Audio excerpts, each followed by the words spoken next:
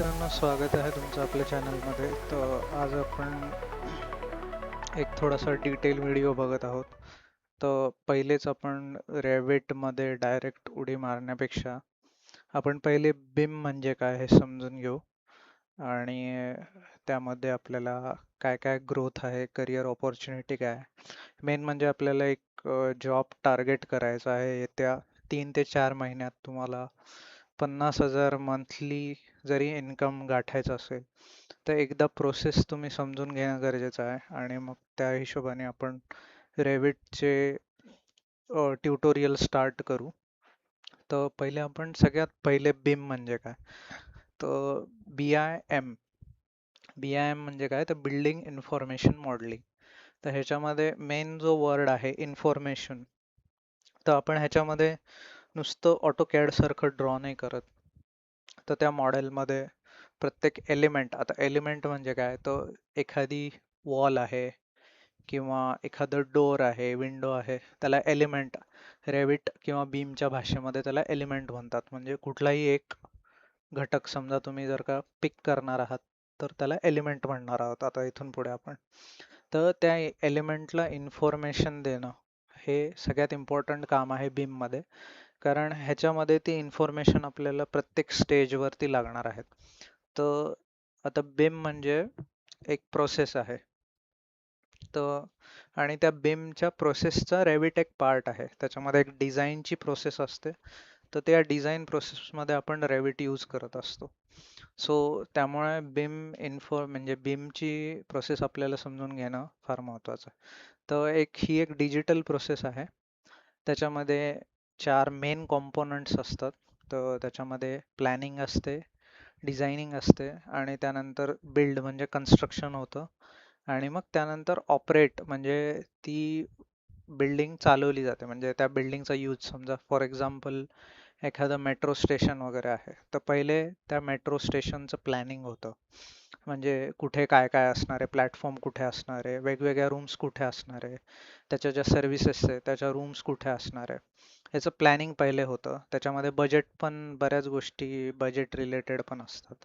So आणि त्याची feasibility आपण बघतो रिअल वर्ल्डमध्ये किती आहे काय नाही, त्याच्यानुसार प्लॅनिंग होतं. मग ती एकदा प्लॅनिंग फायनल झाल्यानंतर त्याचं एक डिझाईन होतं. त्या डिझाईनच्या पण 4-5 फेजेस आहे. जसं की प्री डिझाईन असते, एक डिटेल डिझाईन असते, मग एक्झिक्युशन लेवल डिझाईन असते आणि एक ॲज बिल्ड डिझाईन असते. सो ह्या 4-5 फेजेसमधनं डिझाईन होत असतं. मग ते डिझाईन झाल्यानंतर त्या डिझाईनच्या बेसिसवर आपण कन्स्ट्रक्शन करतो. तो जो डिझाईनचा डेटा असतो तो आपण फॉरवर्ड करतो कन्स्ट्रक्शन टीमकडे. मग त्या त्या टीमला ती माहिती घेऊन ते बनवतात, ती बिल्डिंग तयार करतात. आणि मग ती तयार झाल्यानंतर जो काही ओनर आहे किंवा जे काही क्लायंट आहे, त्यानंतर ते ऑपरेट करत असतात. सो मग त्या ऑपरेट करणाऱ्यांना पण माहिती पाहिजे कुठला इक्विपमेंट आहे, कुठली गोष्ट आहे, त्याचे नंबर्स असतात वेगवेगळे. सो ती इन्फॉर्मेशन त्या ओनरला माहिती पाहिजे किंवा जो ऑपरेटर आहे त्याला माहिती पाहिजे. सो तो एक डेटा आपल्याला महत्त्वाचा असतो. सो ह्याच्यामध्ये एवढ्या 4 मेन फेजेस तुम्ही नोट डाऊन करून घ्या की प्लॅनिंग, डिझाईन, बिल्ड आणि ऑपरेट ह्या 4 प्रोसेसमध्ये बीम असतं. तसं तर 6-7 प्रोसेस आहे, पण आपल्याला सध्या आता बेसिकमध्ये एवढंच बघायचं आहे. तर ह्या 4 मेन प्रोसेस आहेत बीमच्या. सो नेक्स्ट बघूया. तर आता की फीचर्स ऑफ बीममध्ये काय आहे, तर 3D मॉडेलिंग होत असतं. सो आता तुम्ही जसं हा आता खाली जो रॅविटचा इंटरफेस दाखवलेला आहे, तर त्या रॅविटच्या इंटरफेसमध्ये 3 वेगवेगळे डिसिप्लिन्स आहेत. तर डिसिप्लिन म्हणजे काय, तर 3 वेगवेगळ्या ब्रांचेस आहेत. म्हणजे पहिली आहे स्ट्रक्चरची. तर स्ट्रक्चरल इंजिनियर आणि आर्किटेक्ट मिळून पहिले हे करतात, बिल्डिंग कशी असणार आहे, पायऱ्या कुठे असणार आहे, टॉयलेट कुठे असणार आहे, वेगवेगळ्या रूम्स कुठे असणार आहे, विंडो कुठे असणार आहे, हे आर्किटेक्ट वगैरे ठरवतात. मग ते आर्किटेक्टने एक जनरल प्लॅन तयार केल्यानंतर स्ट्रक्चरलवाला माणूस मग तिथे स्लॅब कसा असणार आहे, कॉलम कुठे असणार आहे, बीम कुठे असणार आहे, हे तो ते डिटरमाइन करतो. आणि मग थर्डला MEP वाले. मग MEP मध्ये कोण येतं, तर मेकॅनिकल, इलेक्ट्रिकल आणि प्लंबिंग वाले. सो मग ते डिसाईड करतात की पायपिंग कुठे असणार आहे, फायरचे पाईप कुठे असणार आहे, वॉटरचे पाईप कुठे असणार आहे, केबल ट्रे कुठे असणार आहेत, मेकॅनिकलचे पंप्स कुठे असणार आहेत. भरपूर साऱ्या गोष्टी आहेत. कॅमेरा, CCTV यांच्या केबल, टीव्हीच्या केबल, लिफ्टच्या केबल, प्रत्येक गोष्टी ऑटोमेशनच्या केबल्स ह्या कुठून कुठे जाणार आहेत, हे सगळे एकमेकांमध्ये कोऑर्डिनेट केले जातात. सो ह्या तिघांचा बेसिसवरती ते मॉडेल बनत असतं आणि सगळी इन्फॉर्मेशन त्याच्यामध्ये असते. सो आता आपण जसं स्क्रीनवर बघतात तसं पहिले आर्किटेक्टवाला ते मॉडेल बनवणार, तीच फाईल पुढे त्याचाच रेफरन्स स्ट्रक्चरलवाला घेणार आर्किटेक्टचा, मग तो स्ट्रक्चर बनवणार आणि या दोघांचा रेफरन्स MEP वाले घेणार. सो 3 नंबरवाला ते मॉडेल त्याच्यामध्ये लिंक करणार आणि ह्याला लिंक म्हणतात. एकमेकांचे मॉडेल लिंक करायचे असतात आपल्याला रेफरन्ससाठी. सो त्याच्याने आपल्याला अंडरस्टँड होतं की स्लॅबची लेवल कुठे आहे, काय आहे, प्रत्येकाच्या हाईट कुठे आहे. सो ते आपल्याला कळत जाणार आणि मग आपण जसं तसं मॉडेल करत जाणार. तर आपण हा इंटरफेस येत्या काही व्हिडिओमध्ये आपण डिटेलमध्ये बघणार आहोत. पण आज हा ओव्हरव्ह्यू आहे बीम आणि रेविटचा. सो ह्याच्यामध्ये आत्ताच मी जसं म्हणलं की प्रत्येक एलिमेंट जो असणार आहे तो डेटा त्याच्यामध्ये असणार आहे. म्हणजे भरमसाठ डेटा. म्हणजे आता समज फॉर एक्झाम्पल एखादी वॉल आहे, तर वॉलची थिकनेस काय, त्या वॉलची लेंथ काय, त्या वॉलची हाईट काय असणार आहे, तो सगळा डेटा त्याच्यामध्ये राहत असणार आहे. जसं की आता तुम्ही जर का ऑटोकॅड चालवलं असेल, तर ऑटोकॅडमध्ये आपण फक्त लाईन टाकताना तेवढ्यापुरती लेंथ टाकतो. म्हणजे मला 5 मीटरची वॉल पाहिजे बुवा, तर आपण ड्रॉ करण्यापुरतं ती कमांड देतो 5 मीटर, पण त्यानंतर ती इन्फॉर्मेशन राहत नाही. तसं रॅविटमध्ये नाही आहे. रॅविटमध्ये तो डेटा राहतो की ती लेंथ तशी राहणार आहे. तुम्ही चेंज केली की परत तो चेंज होतो. आणि नुसत्या एलिव्हेशन प्लॅनिंगमध्ये नाही होत, तर तो सगळीकडे डेटा चेंज होतो. म्हणजे तो पूर्ण ऑल व्ह्यूज असतात ज्याचे एलिव्हेशन सेक्शन, 3D व्ह्यू. तर हा आता तुम्ही जो बघतायत स्क्रीनवरती तो 3D व्ह्यू आहे. तर तसा प्रत्येक व्ह्यूमध्ये तो डेटा चेंज होत जाणार. आपण एकाही कुठल्याही ठिकाणी चेंज केला तर हा रेविटचा ॲडव्हान्टेज आहे की तुम्ही कुठूनही डेटा चेंज करू शकता आणि तो रिफ्लेक्ट सगळीकडे होणार. सो त्याच्यामुळे. आणि फोर्थ पॉईंट जो आहे मल्टी डिसिप्लिन कोलॅबरेशन. तर कोलॅबरेशन म्हणजे काय, ज्याचं आपण आत्ता बघितलं की आर्किटेक्चर, स्ट्रक्चर आणि MEP या चारही पाच फील्डमध्ये कोलॅबरेशन होत असतं. म्हणजे सगळे मिळून एकाच मॉडेलवरती एका वेळेस काम करत असतात. त्याच्यामुळे आपल्याला एक सेंट्रल मॉडेलवरती काम करता येतं आणि कोणी कुठूनही बसून काम करू शकतं. हा ह्याचा बिगेस्ट ॲडव्हान्टेज आहे. तर ह्याचा फायदा नुसत्या प्रोजेक्टला नाही, तुमच्या इंडिव्हिज्युअल ग्रोथला पण होणार आहे. म्हणजे तुम्ही जर का इथे परफेक्ट बसून भारतामध्ये, महाराष्ट्रात बसून कुठलेही एखादं समजा छोटंसं गाव आहे, जालना किंवा कुठलंही छोटं गाव, त्याच्यामध्ये तुम्ही बसून US चे काम करू शकतात, न्यूयॉर्क सिटीचे. म्हणजे तुम्ही विचार करा की न्यूयॉर्कमध्ये जो पे स्केल कमावणारा इंजिनियर आहे, तो तुम्ही इथे महाराष्ट्रात एखाद्या छोट्या खेड्यागावात तुमच्याकडे काय इंटरनेट आणि बीम स्केल असेल, तर तुम्ही तिथल्या पे स्केल, म्हणजे तिथे काय आहे सध्या पे स्केल, तर $100,000 पर इयरचा पे स्केल. म्हणजे इथे 1 कोटी रुपये तुम्ही वर्षाला कमवू शकतात. तर खूप पोटेन्शियल आहे मित्रांनो. तुम्ही प्लीज हे करून घ्या कोर्स हा. बाहेर 1-1 लाख रुपये फी आहे. इथे यूट्यूबवरती फ्री तुम्हाला मिळतो आहे. तर तुम्ही या संधीचा फायदा घ्या. नक्की 3-4 महिन्यात तुम्ही इतके परफेक्ट होऊन जाताल की तुम्हाला ॲटलिस्ट मिनिमम 6 लाखाचं पॅकेज, म्हणजे 50,000 रुपये महिना तुम्हाला कमवता येईल, हे माझं टार्गेट आहे. तर तुम्ही ह्याला सहकार्य करा. त्यानंतर आपण नेक्स्ट स्लाइड बघू. हां, तर बेनिफिट्स काय बीमचे, तर बेटर व्हिज्युअलायझेशन. म्हणजे आता आपल्याला 3D व्ह्यू बघता आला, म्हणजे पाईप कसा जातोय तो तुम्ही इथे बघतायत. केबल ट्रे आहे हा खाली. म्हणजे आता केबल ट्रे म्हणजे काय, तो हा ट्रे असतो एक आणि त्याच्यावरनं वायर, आपण त्याला सपोर्ट देऊन वायर्स घेऊन जातो. तर आता आपली घरात कशी एखादी वायर असते, तशी इंडस्ट्रीमध्ये एक वायर नसतात, हजारो वायर असतात. सो त्या हजारो वायर एका ठिकाणाहून दुसरीकडे न्यायच्या असतील तर ह्या केबल ट्रेचा उपयोग करतात. सो ते केबल ट्रे, त्यानंतर पाईप्स हे एकमेकांना आडवे जाऊ शकतात. मग त्याच्या प्रायोरिटीज आपल्याला ठरवता येतात की कुठली जास्त एक्सपेन्सिव्ह आहे गोष्ट, तर ती आपल्याला कशी नेता येईल, वळवता कुठली येईल. सो आता तुम्ही पहिल्या पिक्चरमध्ये बघताय तर केबल ट्रे स्ट्रेट ठेवलाय आणि पाईप वरतून खालून असा वरती घेतलाय आणि मग नंतर बेंड करून परत सरळ आणलेला आहे. तर सेकंड पिक्चरमध्ये इथे अशी गरज होती की केबल ट्रे बेंड करायचा होता, म्हणून केबल ट्रे बेंड केलाय, पाईप त्याच्या खालून ठेवलाय. म्हणजे काहीतरी पाईपची इम्पॉर्टन्स असणार आहे त्याच्या वेळेस की हा काहीतरी स्ट्रेट पाहिजे बुवा, इथे आपल्याला बेंड्स नको आहे, कारण बेंड्सनी कॉस्ट वाढते. सो जर का बेंड्सची कॉस्ट जास्त असेल त्यावेळेस आपण केबल ट्रे म्हणजे वळवून पाईप स्ट्रेट ठेवतोय. सो अशा बऱ्याचशा गोष्टी आहेत की प्रायोरिटी कशाला द्यायची त्यानुसार आपण हे करू शकतो. आणि MEP मध्ये तर खूप पोटेन्शियल आहे. सो MEP एक शिकणं महत्वाचं आहे.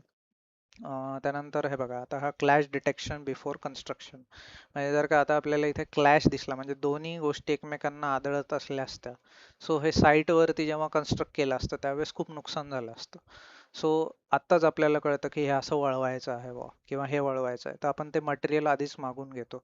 म्हणजे ते आपल्याला क्वांटिटी पण मिळते आणि क्लॅश पण कळतं कुठे आहे. तर हे एक त्याचा ॲडव्हान्टेज आहे. आणि मग त्याच गोष्टीमुळे टाइम पण सेव्ह होतो आणि कॉस्ट पण वाचते. सो आणि इम्प्रूव्ह कोऑर्डिनेशन, म्हणजे वेगवेगळ्या स्ट्रीममध्ये कोऑर्डिनेशन काय आहे. आता हे जे ॲस्पेक्ट्स आहे आपण नंतर डिटेल बघूच प्रत्येक व्हिडिओमध्ये, ज्यावेळेस तुम्ही नॅविसचं क्लॅश डिटेक्शन शिकताल त्यावेळेस. सो हे काही त्याचे बेनिफिट्स आहे. आता रॅबिट काय आहे, तर रॅबिट हे एक सॉफ्टवेअर आहे. कोणी तयार केलं तर ते ऑटोडेस्क नावाची एक कंपनी आहे, अमेरिकन कंपनी आहे, तिनं बनवलेलं आहे. तर रॅबिटचा एक जनरल लॉंग फॉर्म काय तर रिवाइज इट. रिवाइज इट म्हणजे काय तर त्याची रिपिटेशन करा परत. तर त्यामुळे रॅबिट नाव त्याचं पडलेलं आहे. तर ते ऑटोडेस्कनी तयार केलेलं आहे, बिल्डिंग इन मॉडेलिंगसाठी केलेलं आहे, 3D मॉडेलिंग त्याच्यात होतं. आणि ह्याच्यामध्ये मेन ह्या 5 ब्रांचेस आहेत ज्याच्यामध्ये आपण करतो. आर्किटेक्चर, आर्किटेक्टवाले करतात, सिव्हिलवाले करतात, स्ट्रक्चर, सिव्हिल इंजिनियर करतात, स्ट्रक्चरल इंजिनियर करतात, MEP मध्ये मेकॅनिकलवाले करतात, इलेक्ट्रिकलवाले करतात आणि प्लंबिंगवाले करतात. सो बिम मॉडलर ह्या 5ही गोष्टींमध्ये मॉडेलिंग करत असतो. त्यामुळे तुम्हाला जनरल 5ही गोष्टीचं नॉलेज तुम्हाला मिळतं ह्याच्यामध्ये. काही घाबरण्यासारखं नाही. समजा एखादा आर्किटेक्टवाला म्हणत असेल की मी मेकॅनिकलचं कसं करू किंवा इलेक्ट्रिकलचं कसं करू, तर जनरल मॉडेलिंग सगळ्यांना एकदम सिम्पल आहे. काही असं तुम्हाला डिझाईनचं काही करायचं नाही, याच्यामध्ये मॉडेलिंगचं काम आहे. आणि मॉडेलिंग एवढं स्टँडर्ड आहे मित्रांनो, AC खाली बसून तुम्हाला काम करायचं आहे मस्तपैकी. सो आणि जॉब ऑपॉर्च्युनिटी खूप भन्नाट आहे. त्यामुळे बेफिकीर राहा, फक्त मेहनतीनं हे शिका. त्यानंतर क्रिएट्स इंटेलिजंट 3D मॉडेल, जसं मी आत्ता सांगितलं की पूर्ण डेटा ड्रिव्हन तुम्हाला एलिमेंट्स करायचे आहे, ते एक आहे. Widely use in industry. सध्या रेविटची कोणी हात पकडू शकत नाही, सगळ्यात जबरदस्त सॉफ्टवेअर आहे आणि खूप भयानक रिझल्ट्स देतात. त्यामुळे ह्याचा हात कोणी धरू शकत नाही रेविटचा. त्यानंतर एक रेविट फीचर्स काय, तर हे फीचर्स आपण ज्यावेळेस रेविटचा पहिला एक UI घेऊ त्यावेळेस मी तुम्हाला डिटेल तर सांगेलच. ह्याच्यामध्ये काही स्मार्ट कंपोनंट्स असतात, जसं की एका ठिकाणी बदल केला तर तो 5-6 ठिकाणी होतो. पॅरामेट्रिक मॉडेलिंग म्हणजे काय, त्याच्यात वेगवेगळ्या फॅमिलीज असतात, तर त्या फॅमिलीज म्हणजे काय हे पण मी तुम्हाला सांगणार आहे. ऑटोमॅटिक अपडेट, हे सगळीकडे अपडेट ते ऑटोमॅटिक घेतं. फॅमिलीज बनवणं, कस्टमायझेशन, हे सगळं सांगणार आहे. वर्क शेअरिंग काय आणि कोलॅबरेशन काय, तर वेगवेगळ्या डिसिप्लिनमध्ये कसं कोलॅबरेशन होतं ते पण आपण बघणार आहोत. त्यानंतर बिम करिअर गाईड, हा सगळ्यात मेन पॉईंट आहे. हा तुमचा करिअर पाथ आहे मित्रांनो. तर तुम्ही ॲज अ बिम मॉडलर म्हणून जॉईन होणार. आता हे बघा, जर का तुम्ही बेसिक शिकलात तर तुम्हाला 3-4 लाख रुपयाची इझिली नोकरी लागते, पण आपल्याला टार्गेट 6 लाख ठेवायचं आहे. तर 6 लाखाचा जर का तुम्ही जॉब 1 वर्ष जरी केला तरी तुम्ही उडी मारून 7 ते 8 लाख पुढच्या वर्षी नेक्स्ट घेऊ शकतात. तर तुम्ही विचार करा, आज तुम्ही बेरोजगार आहात किंवा खूप काहीतरी वेगळा जॉब करतात ज्याच्यात तुम्ही अनसॅटिस्फाईड आहात, तर तुम्ही आज 6 लाखाचा एकदम मस्त जॉब मिळवू शकता 3-4 महिने शिकून. तर तुम्हाला टॉपचं बीम मॉडेलिंग करायचं आहे आणि मी हे तुम्हाला सांगणार आहे या अपकमिंग सिरीजमध्ये. त्यामुळे तुम्ही हे लक्ष देऊन करा. 6 लाखाचा जॉब मिळवा आणि ह्यूज ऑपॉर्च्युनिटीज आहे, ह्यूज. हे तर मी भारतातलं सांगतोय 6 लाख, पण जर का तुम्ही अब्रॉडचे जॉब जर का टार्गेट करू शकलात आणि work from home, I T सारखे दिवस आलेत मित्रांनो आता. तर आय टी सारखे जॉब मिळवायचे आहे आणि आय टी सारखंच स्टँडर्ड आहे सगळीकडे. सो 6 लाख या वर्षी, नेक्स्ट इयर 8 लाख. सो हे टार्गेट ठेवायचं आहे. मी पण 4 लाखला जॉईन झालो होतो, आज 9 लाख माझं पॅकेज आहे. सो हे पटकन, आणि आपल्याला टार्गेट ही ठेवायची बीम इंजिनियर, ना की मॉडलर. हे आपल्याला बेसिकमध्ये राहायचंच नाही आहे. मॉडलर आत्तापासून आपण फक्त हे ट्रेनिंगमध्ये मॉडलर म्हणून करणार आहोत. कंपनीमध्ये आपण डायरेक्ट बीम इंजिनियर म्हणून लागायचं. सो ह्या 4-5 इथे म्हणजे डेझिग्नेशन असतात.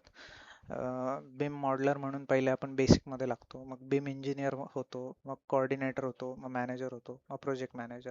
सो ह्या करिअर ग्राफ आहे मित्रांनो, तर लक्षात ठेवा. 12 लाखापर्यंत तुम्ही विदिन 1-2 इयर्समध्ये जाऊ शकतात. कोऑर्डिनेटर 18 लाख, 3 ते 4 वर्ष. मॅनेजर पुढच्या 5 वर्षाच्या ट्रेनिंग नंतर, तुम्ही 7 वर्षाचा एक्सपिरियन्स असेल, 25 लाख, 20-25 लाखापर्यंत जाऊन पोहोचतात मित्रांनो.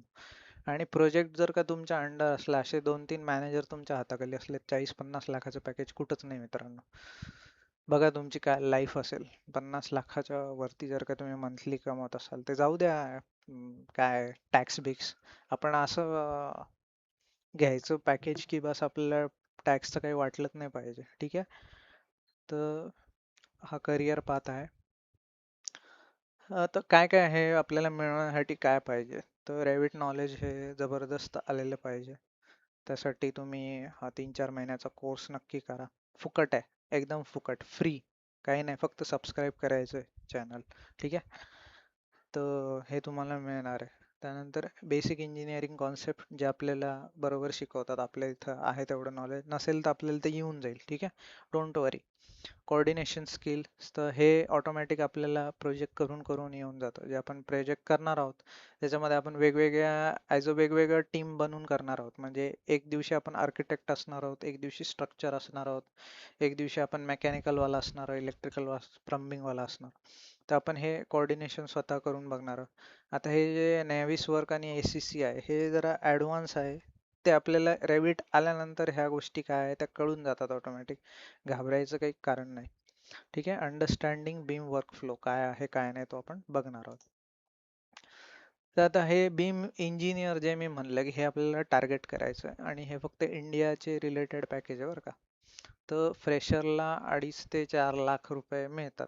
तर आपल्याला दाखवायचं असं आहे की आपण जरी फ्रेशर असू किंवा थोडाफार एक्सपिरियन्स दुसऱ्या गोष्टीतला असला, तरी आपण मॉडेलिंग इतकी भारी करणार आहोत की आपण 4 ते 5 किंवा मी तर म्हणतो 6 लाखाचंच पॅकेज आपल्याला गाठायचं आहे. सो तुम्ही 1 ते 3 वर्षात 8 लाखापर्यंत पॅकेज मारू शकतात. पण याच पोस्टवरती बरं का. मी आधीची जी स्लाइड दाखवली आहे त्या वेगवेगळ्या पोस्ट आहेत, आणि हे जी स्लाइड तुम्ही बघतायत ही इंजिनियर रिलेटेड आहे. तर आपण या पोस्टवर नाही राहणार आहे 7 वर्ष. आपल्याला पुढे ग्रोथ करायची आहे. पण हे मी नुसतं बीम इंजिनियरचं सांगतोय. जर का आज बीम इंजिनियर 7 वर्षाचं असेल, त्याला 15 लाखाच्या वर पॅकेज आहे.